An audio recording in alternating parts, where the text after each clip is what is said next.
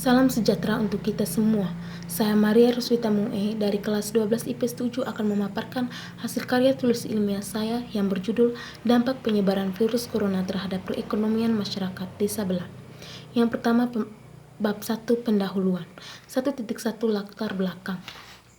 Virus corona adalah virus yang menyerang pada sistem pernapasan manusia. Ada 3 gejala yang menandakan seseorang telah terinfeksi virus ini. Yang pertama, demam, yang kedua batuk, dan yang ketiga sesak napas dan tenggorokan sakit. Virus ini menyebar dengan sangat cepatnya dan telah menyebar ke berbagai negara, salah satunya adalah negara Indonesia. Virus ini memberikan dampak yang cukup luas terhadap perekonomian masyarakat di Indonesia. Salah satunya adalah perekonomian masyarakat Desa Belah. Berdasarkan latar belakang tersebut, penulis tertarik untuk mengangkat tema ini sebagai karya tulis ilmiah dengan judul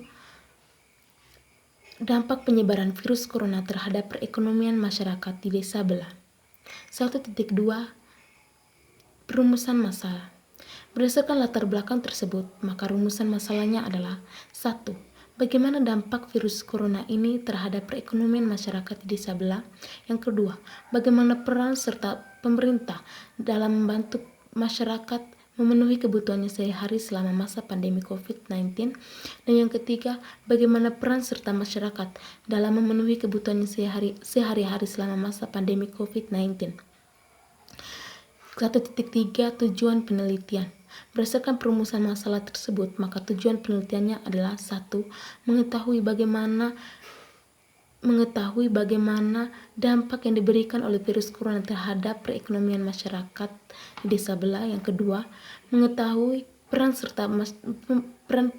serta pemerintah dalam memenuhi kebutuhan kehidupan sehari-hari masyarakat desa selama masa pandemi COVID-19.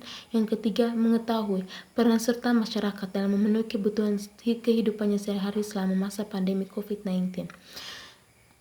1.47 Manfaat penelitian. Manfaat penelitian yang penulis harapkan adalah dengan penelitian ini dapat memberikan wawasan yang luas kepada masyarakat tentang bagaimana dampak yang diberikan oleh virus corona terhadap kegiatan-kegiatan perekonomian masyarakat. Bab 4 pembahasan. 1. Dampak virus corona terhadap perekonomian masyarakat di Desa Belah.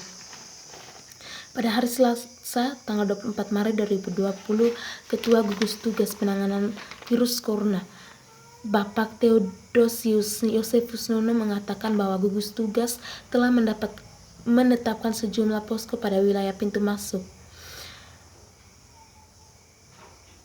Penetapan posko ini juga dilakukan di setiap desa untuk mencegah penularan COVID-19. Hal ini tentu menghambat aktivitas perekonomian masyarakat. Beberapa masyarakat yang hendak bekerja di beberapa daerah terpaksa menundanya. Beberapa tukang bangunan yang hendak bekerja di luar daerah terpaksa berhenti dan memutuskan perjanjian pembangunan. Begitu pula dengan para pedagang. Selain itu, daya beli masyarakat yang mulai turun drastis yang dikarenakan perekonomian mereka mulai menurun. Beberapa masyarakat mengakui bahwa penghasilan mereka selama pandemi COVID-19 rendah. Hal ini disebabkan karena terjadi pembatalan kesepakatan untuk bekerja. Di masa pandemi ini, kebutuhan hidup akan melonjak, namun masyarakat tidak dapat memenuhi kebutuhan kehidupannya sehari-hari. Yang kedua, peran pemerintah dalam memenuhi kebutuhan masyarakat sehari-hari selama masa pandemi COVID-19. Yang pertama, pemerintah memberikan bantuan langsung tunai atau BLT. Bantuan BLT berasal dari dana desa yang sebelumnya digunakan untuk pembangunan infrastruktur seperti jalan dan jembatan. Penerima BLT adalah masyarakat desa yang ekonominya terdampak pandemi virus corona. Jumlah penerimaan bantuan ini adalah 600.000 per bulan. Syarat untuk bisa memperoleh bantuan ini yaitu 1. Mereka yang bisa mendapat BLT harus sudah terdaftar oleh RT atau dusun di tempat tinggal masing-masing. 2 masyarakat yang masuk pendataan adalah mereka yang kehilangan mata pencarian akibat pandemi COVID-19. 3 penerima BLT merupakan mereka yang tidak menerima program Keluarga Harapan, kartu sembako, bantuan sosial tunai, hingga kartu pekerja. Yang kedua, pemerintah memberikan bantuan sosial tunai atau BST. Sama dengan bantuan sembako, program ini juga dikucurkan sejak awal COVID-19 muncul di Indonesia. Program ini memberikan dana secara tunai sebesar 600.000 kepada masyarakat selama 3 bulan, yakni April, Mei, dan Juni. Belakangan juga program ini diperpanjang sampai Desember, namun nilai uang tunai yang diterima berkurang jadi 300.000.